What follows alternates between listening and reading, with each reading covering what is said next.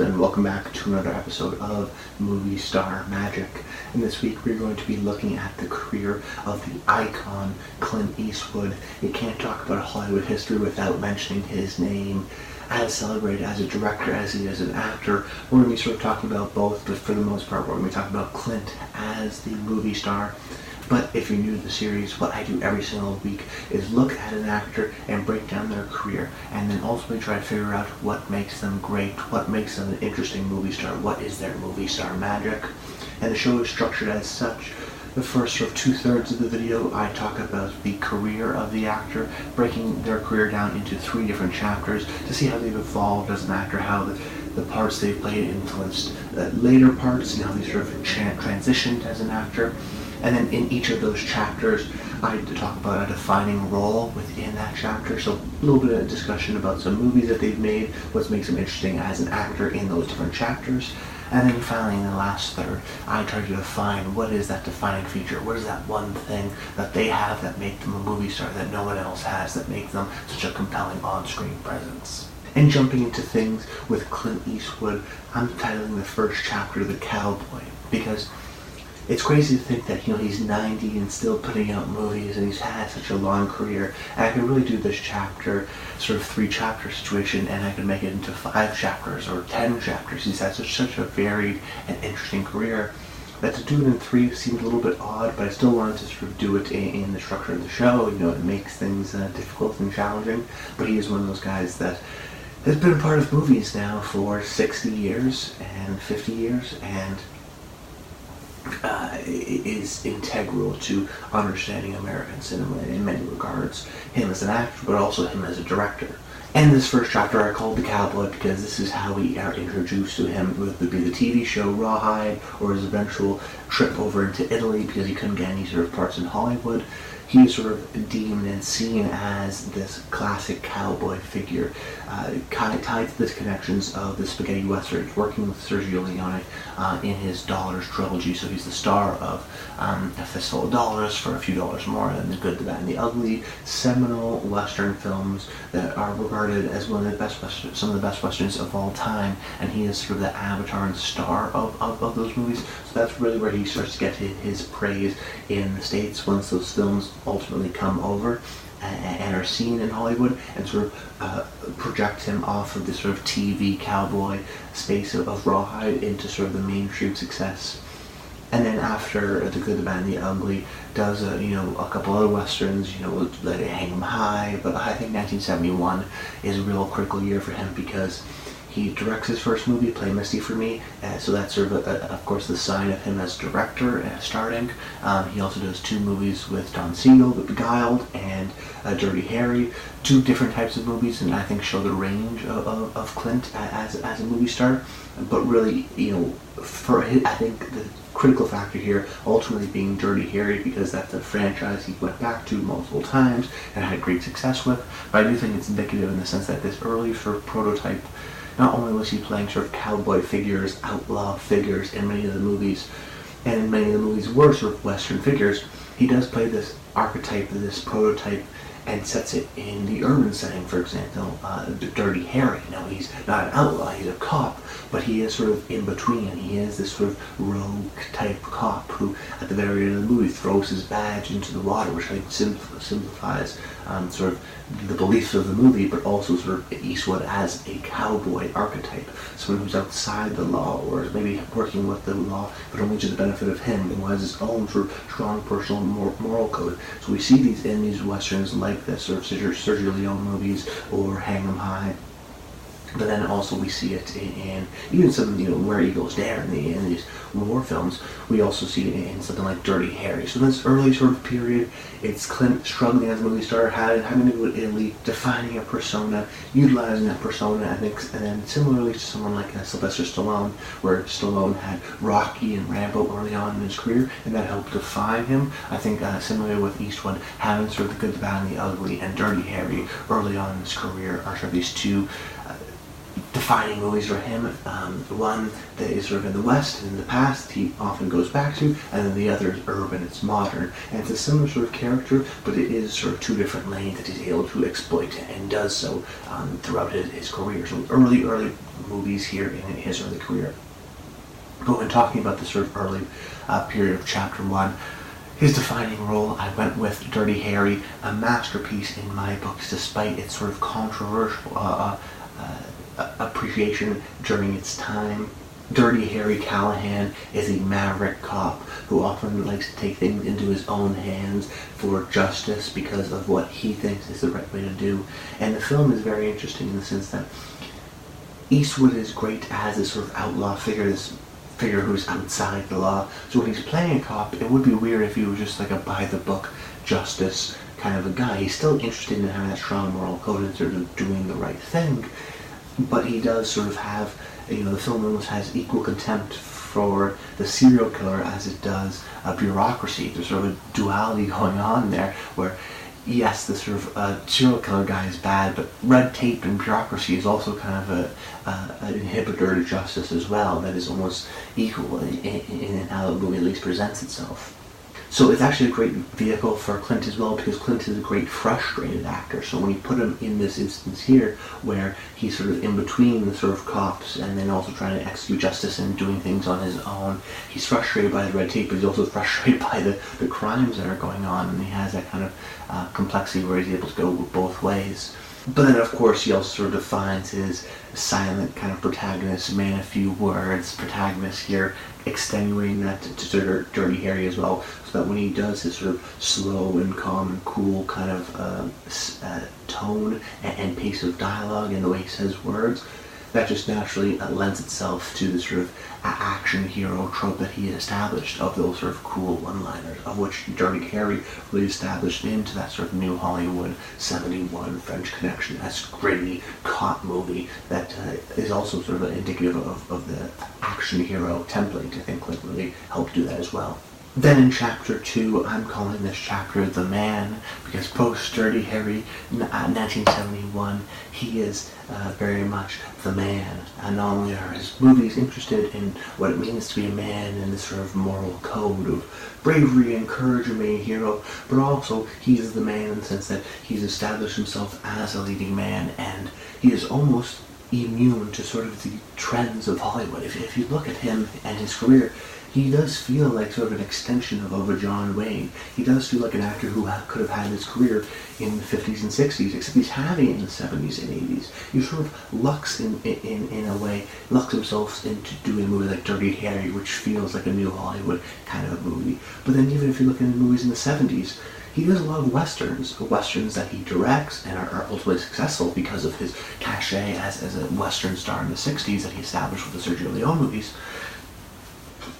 But when you're looking at other westerns in the 70s, there are very few of them. For the most part, it's kind of box office poison, which is weird to see him do so many westerns in the 70s and even into the 80s with movies like Josie Wales or The Pale Rider or Highlands Drifter. These movies in the 70s and 80s that do well, that are well received and are good movies. I think, because it has some of that sort of critical acclaim and appreciation, they do well, and because, like I said, of the cachet that he's utilizing already as an established Western star. But it's interesting to see his career in the 70s and 80s. He still goes back to Westerns. He does these sort of cop movies. It's fascinating also to see that he doesn't really do fantasy movies. He doesn't do special effects movies. He does have sort of traditional kind of Hollywood career, even though the trends of the Star Wars and the Back to the Futures don't really totally affect him, which is fascinating in this period. And I think it's almost under-discussed, because for me, when I understood Clint, he was always as an old man. That was my understanding. It was sort of the Gran Torino Clint, which was the Clint I understood. And then you learn a little bit more about him, and you learn about sort of the earlier part of Clint, the sort of early establishing the westerns of Clint. But the sort of 70s, 80s period isn't as discussed as much, even though I think it's almost equally as fascinating, and it's sort of critical in understanding Clint, I think, as a movie star, because you can see him do some of the historical drama stuff and something like an Escape from Alcatraz, but you can also see him, of course, do the westerns like A Pale Rider or Highlands Drifter, and then he also do sort of the light movies, In Which Way But Loose, or even something like Thunderbolt and Lightfoot. show the sort of comedic side of Clint, but for the most part, even though there's sort of different variations of, there's the Western, there's the cop procedural, there's the comedy, he does play a similar protagonist over and over again. This sort of stoic, steely-eyed, man of few words, this sort of minimalist style of acting that Clint brings to it. There's an element of frustration, there's always sort of women throwing themselves at him, he's always sort of kind of over it and done with everything. That is very appealing. I do think he has sort of sly humor to him, which is why the humor works, but he can be serious and stoic in his sort of steely-eyed glaze there, and his ability to just carry himself in a sense of professionalism and confidence and coolness, that he's always in control, similar to someone like Charles Bronson in that respect that we talked about in the past. But really he has sort of established himself as a Clint Eastwood archetype, and even though he does different types of genres and successful in many different types of ways, many of the Clint Eastwood characters for the most part are very similar, which is why he does multiple westerns, which are variations on the same character, or he'll do multiple Dirty Harry movies that of course are the same character. So he does definitely establish an archetype and a persona of what it means to be in a Clint Eastwood movie. So from this period, I went with another Don Siegel film, Escape from Alcatraz, as his defining role. I think it's a defining role for him because it's a classic Eastwood movie in the sense that not a lot of the movie relies on him giving these big long monologues or these big speeches. It's very much an observant movie, a visual movie. At times it feels like a silent movie. Very long stretches void of any sort of dialogue. And it works well because Clint is as sort of an audience protagonist, as someone who is also new to the prison in Alcatraz, who's sort of scoping out everyone and understanding the social hierarchies of the film. But Don Siegel just needs to sort of give a close-up reaction of Clint scowling or looking at something with his eyes, and then we show this sort of opposite reaction. So I do think it sort of actually executes and shows us how interesting Clint is actually from an actor who's really great at thinking, and an actor who's able to sort of process and ultimately communicate that understanding to the audience. So he is a sort of a great audience figurehead, particularly in this movie, but in other movies as well, but also shows him as a great actor of reactions, of looks, and of being able to sort of think and process information.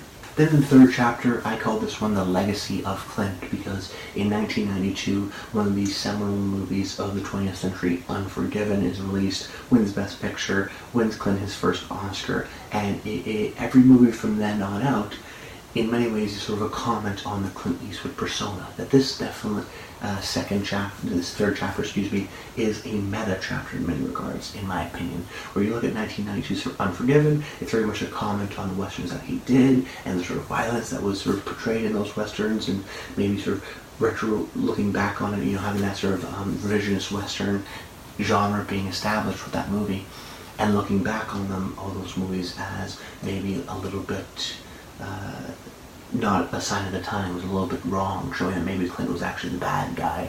That's an Unforgiven. But then you can even look at a movie like In the Line of Fire. It's kind of like a Dirty Harry type homage, where they're talking about and make jokes about how old this guy is, how he's so many years past his prime, yet he still is this kind of super cop movie in The Line of Fire, which he didn't direct, but is a year after Unforgiven.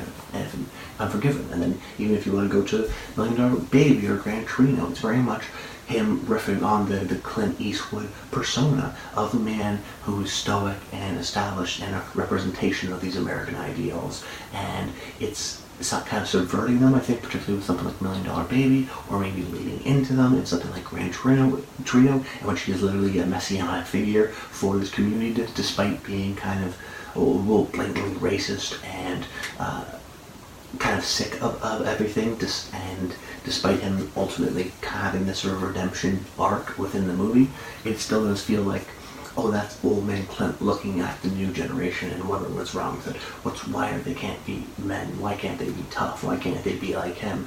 And sort of, on one part, celebrating, I think, that kind of ideology, but also sort of criticizing and lambasting it. It's hard to tell exactly what that is, but it's also interesting to see in this period, where he's starting to direct a lot of movies that don't star him. Where in the 70s and 80s he directs movies, for the most part, starring him. Now we're seeing him more and more movies where he is not the main star. He does a Mystic River, he'll do an Invictus and a J. Edgar and a Richard Jewell and American Sniper, and he's not in the movie. He's always behind the camera. And I think that's an interesting sort of development as him as an older actor. He will do the Mule, he will do Cry Macho, and that be sort of the send-off for him, but he does seem less interested in being an actor in his own films, at least in this period.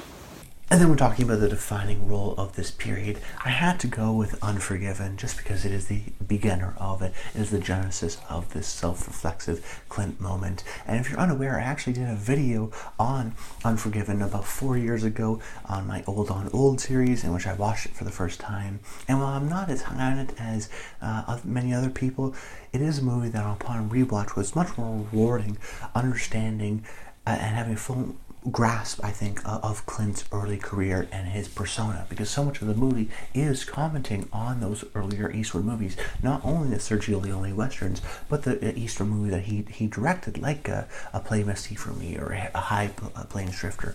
And it's so fascinating to see that this is probably the sort of signature Clint Eastwood movie, and it's so great at commenting on this sort of persona and this sort of popularization of these movies that he ultimately created. So it's the guy who created these movies almost criticizing his younger self and questioning the sort of morals and the audience's understanding of those movies. Was he really the hero of those movies? Did he actually have some sort of issues?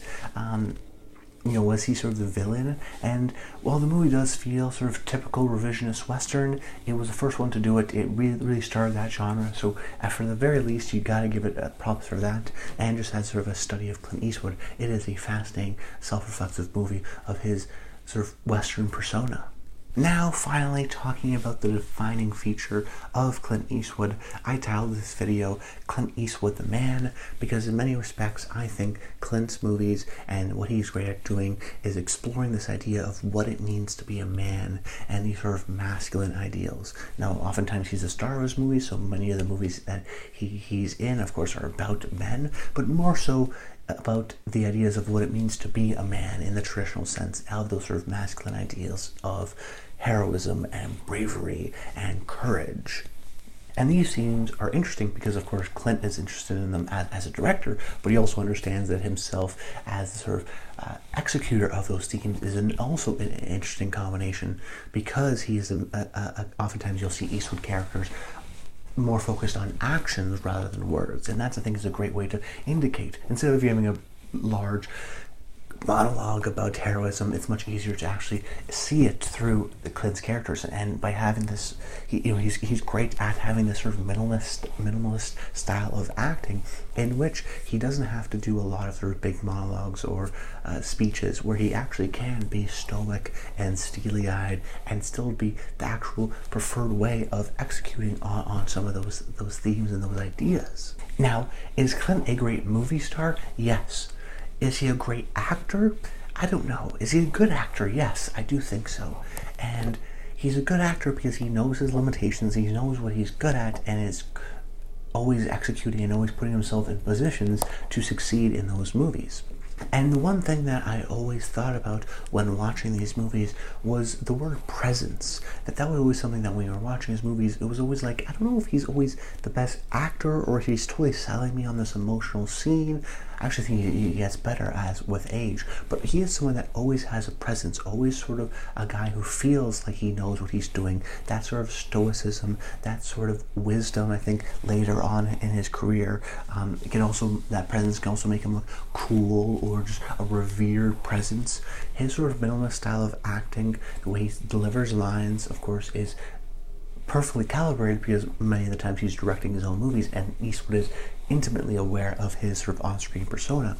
But what I think is sort of the thing that he has that other actors don't have is this idea of presence. That he can walk into a room and everyone will look towards him, and everyone's looking towards him for guidance or in fear or in sort of just awe. There's many sort of different ways that he's able to do that, and that just has to do with his acting style, his minimal words, his steely-eyed looks, his ability. I think he's actually a great actor, an underrated actor at being able to think. He's a great actor of reaction. So all these sort of things sort of add up to establish that on-screen persona. So all these elements, how he stands, how he looks, his scowl, his ability to emotionally maneuver through a scene, his actions over his words, all sort of culminate to be an actor that's not always relatable, but is always respectable. And I think that's sort of a key defining summary of Eastwood as a movie star. But that's about it, guys. I hope you enjoyed the video. Make sure you comment below. Let me know your favorite Clint Eastwood movie. And until next time, stay tuned.